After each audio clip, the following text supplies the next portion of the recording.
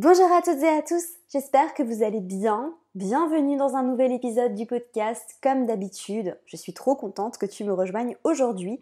Je vais te parler des 5 erreurs que je vois tout le temps, des personnes qui apprennent l'astrologie. Donc il y a 5 erreurs que je vois tout le temps. C'est des questions en fait qu'on me pose très souvent sur Instagram ou alors des messages privés que je reçois ou alors des emails ou alors en parlant autour de moi avec des amis qui s'intéressent à l'astrologie.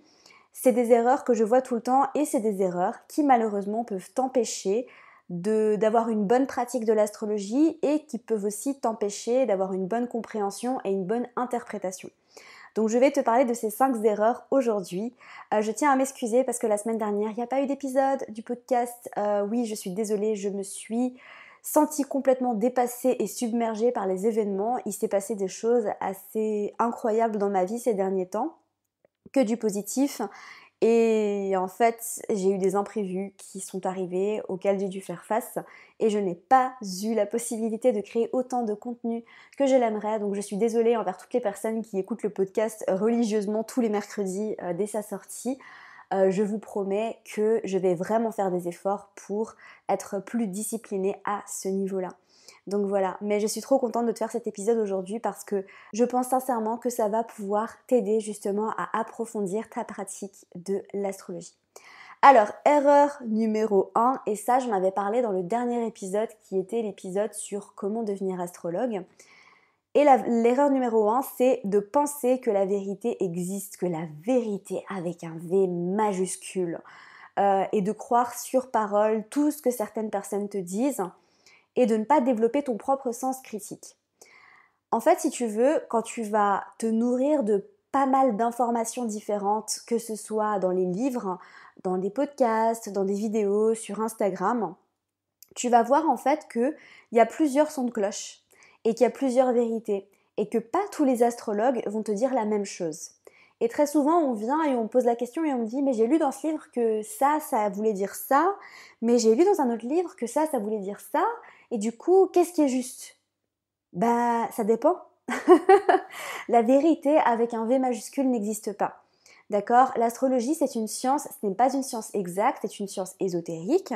On parle quand même d'un domaine qui est assez spirituel. D'accord ? C'est pas des maths et... Enfin, il y a une partie de maths, il y a une partie de physique, bien évidemment, mais on est quand même dans le domaine de l'interprétation, à savoir qu'on vient traduire un langage. Et évidemment, au cours des années, parce que c'est une science qui dure depuis la nuit des temps, enfin qui existe depuis la nuit des temps, pardon, et vu que ça existe depuis la nuit des temps, il y a des milliers de personnes qui s'y sont intéressées, qui ont fait des recherches sur différents systèmes, à différents niveaux, à différentes époques, avec différentes croyances, etc. Et du coup, il y a plein de vérités différentes qui existent, il y a plusieurs écoles, et du coup, la vérité avec un V majuscule n'existe pas. Et dans tous les cas, bon après ça c'est mes croyances à moi, mais je suis persuadée que dans toutes les situations, la vérité majuscule avec un n'existe pas. Voilà, ça n'existe pas. On a chacun notre vérité. Et du coup, je t'invite à développer ta propre vérité astrologique, ton sens critique. Tu vas lire plein de choses qui se contredisent, c'est possible, même dans des livres hyper pointus d'astrologie. Moi ça m'arrive, hein, j'ai plein de livres hyper pointus d'astrologie où les choses, elles vont pas dans le même sens. D'accord ? Mais c'est génial. Du coup, qu'est-ce que toi t'en penses ? Développe ton sens critique. Voilà. Donc arrête d'absorber toutes les informations qu'on te donne systématiquement. Ça veut dire ça veut dire ça. Non. Est-ce que ça résonne en moi ? Est-ce que ça résonne avec ce que j'ai déjà appris ? Et peut-être que même certaines choses que moi je vais te partager ne vont pas résonner en toi. Et c'est ok. Parce que j'ai pas la même vérité que d'autres astrologues. Et c'est ok. Voilà. Donc ça, c'était l'erreur numéro 1. Erreur numéro 2, aller trop vite et ne pas creuser et ne pas construire des fondations solides. Et là, c'est vraiment mon Saturne en Capricorne, en maison 10 qui te parle et qui te dit que ça sert à rien de foncer, ça sert à rien d'aller apprendre les aspects, d'aller t'intéresser à des choses hyper pointues si tu ne connais pas la base et la fondation de l'astrologie. Et la base et la fondation de l'astrologie, c'est de connaître par cœur les archétypes des 12 signes et de connaître par cœur les énergies des planètes et de connaître par cœur les énergies des maisons. Et une fois que tu as cette fondation, parce que la base de l'astrologie, c'est ces 3 choses. Les planètes, les maisons et les signes. Et même avant les maisons, c'est les planètes et les signes. D'accord? Une chose à la fois. Si tu n'as pas des fondations solides, tu ne vas pas pouvoir te construire une pratique d'astrologie et te permettre d'interpréter des thèmes astraux de manière cohérente et de manière fluide. Parce que la fluidité, moi je te promets que quand je lis un thème astral, c'est fluide et je passe pas des heures à analyser les placements. Pourquoi? Parce que je connais tout par cœur et parce que j'ai des fondations qui sont solides. Et c'est ça qui fait un bon astrologue aussi selon moi.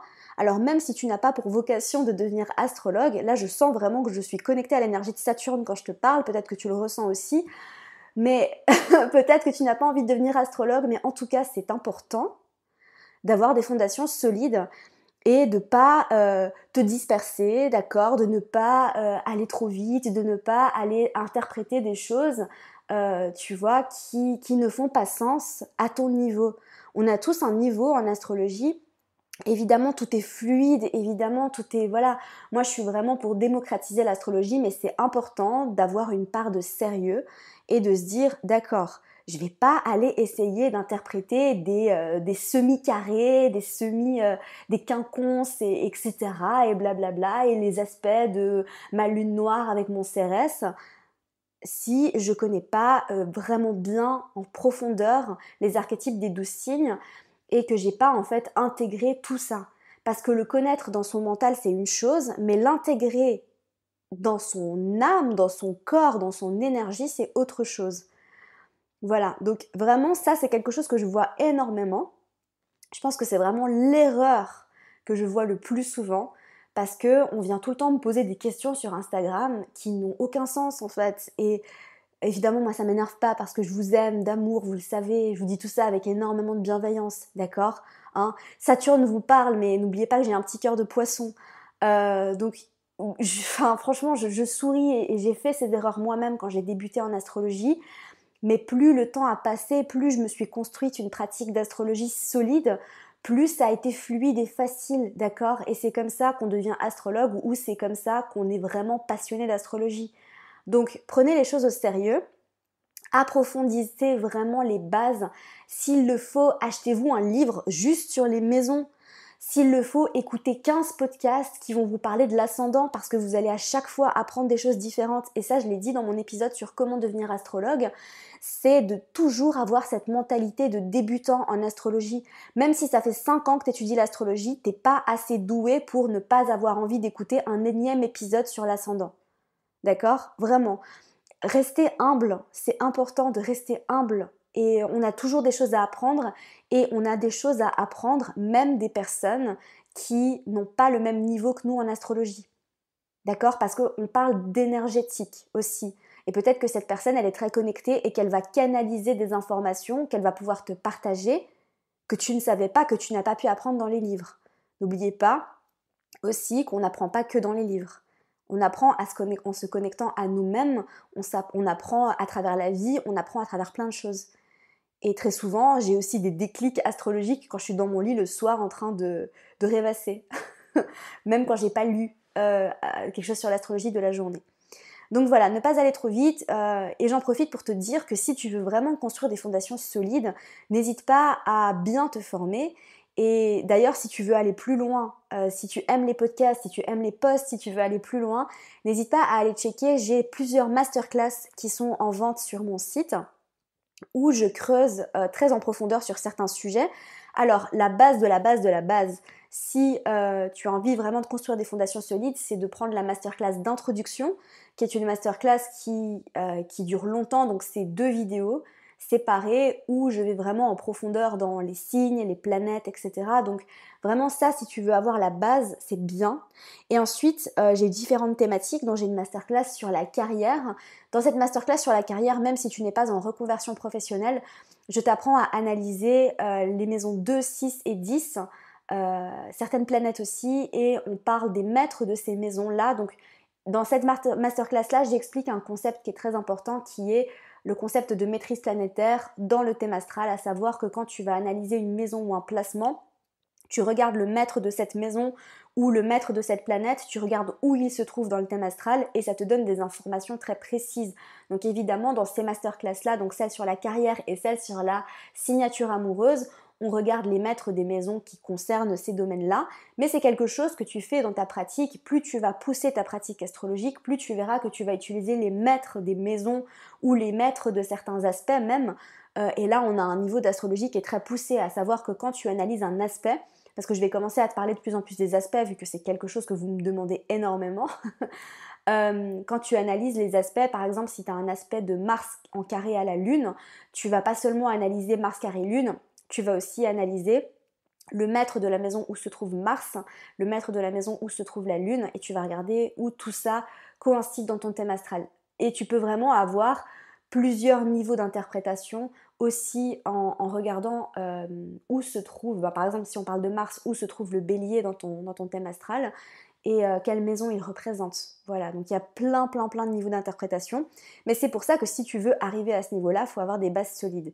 Et tu ne peux arriver à ce niveau-là que, tu vois, imagine si tu n'arrives pas à retenir les informations, si tu ne sais pas par cœur que le bélier c'est un signe de feu cardinal, si tu ne sais pas par cœur que la balance c'est un signe d'air cardinal, si tu ne sais pas par cœur que le poisson c'est un signe d'eau mutable, c'est compliqué en fait, tu vois, parce que tout ça en fait, ça t'aide dans ta progression, tout ça, ça t'aide en fait dans ton interprétation et ça t'aide justement à assimiler l'information beaucoup plus facilement. Et ça te permet justement d'utiliser ton agilité mentale pour pouvoir progresser, apprendre et évoluer. Voilà. Mais du coup, si tu veux t'intéresser à tout ça, n'hésite pas à aller regarder. Je te mettrai tous les liens juste en dessous dans les notes du podcast. Donc voilà pour la deuxième erreur. Ensuite, erreur numéro 3. Ne pas laisser suffisamment de place à la pratique et essayer vraiment de tout le temps apprendre. À savoir qu'une des choses les plus importantes quand on apprend l'astrologie, c'est de pratiquer, c'est de s'entraîner. Et je sais qu'au début, quand on commence, on a peur de s'entraîner parce qu'on a peur de dire des choses fausses. Ça peut arriver, c'est pas le cas de tout le monde évidemment, mais ça peut arriver, on a terriblement peur de dire de faire des erreurs, on ne sait pas exactement comment et du coup on a nos livres autour de nous et voilà. Il faut juste se lancer en fait, tout simplement. Et c'est pour ça que j'avais créé des groupes pratiques. Alors j'en fais plus en ce moment, mais évidemment si tu m'écoutes et que tu as envie de pratiquer, si tu as envie que je relance les groupes pratiques, je le ferai parce que comme je le dis très souvent, je suis à votre service. Donc n'hésite pas à m'écrire un message sur Instagram pour me dire « Hey Amina, j'aimerais bien refaire un groupe pratique » et s'il y a suffisamment de personnes qui sont intéressées, je le referai. Mais j'avais lancé les groupes pratiques justement pour vous permettre de pratiquer tout en étant supervisé, en vous donnant des exercices à faire et justement en vous expliquant comment on fait pour interpréter les placements, en vous donnant des méthodes, une méthodologie vraiment pour interpréter les placements. Mais c'est important de pratiquer parce que je veux dire, c'est génial, moi j'adore apprendre dans les livres, c'est extraordinaire, hein. Ma lune en Gémeaux, elle adore, j'ai plein de livres, je commence plein de livres, je les termine pas. Non, c'est pas vrai, je les termine toujours parce que j'ai beaucoup de Capricorne et que je suis quand même Taureau, donc j'ai quand même un truc avec j'arrive pas à ne pas terminer quelque chose. Et même si... Et ça, c'est quand même... ça, c'est quand même compliqué parfois parce que des fois, même si un livre m'énerve, m'ennuie ou je l'aime pas, je me sens obligée de le finir parce que sinon, j'ai l'impression que j'ai pas accompli ma mission de terminer ce que j'ai commencé. Bref. Parenthèse fermée. Donc apprends et pratique. Voilà. Entraîne-toi, demande le thème astral de tes potes et entraîne-toi avec tes potes avec qui tu te sens à l'aise. Entraîne-toi sur ton propre thème astral, bien que, je vais juste faire une petite aparté ici, parfois c'est difficile de s'entraîner sur son propre thème astral. Certains astrologues apprennent beaucoup en utilisant leur propre thème astral et d'autres astrologues n'arrivent pas. Tout simplement parce qu'en fait, parfois, on a du mal à avoir du recul sur son propre thème. Et je sais, moi-même la première, que quand je regarde mon thème, j'ai tendance à... Et ça, c'est le biais de négativité. Hein. C'est un biais cognitif qui fait qu'on se concentre sur ce qui est négatif, sur ce qui va pas.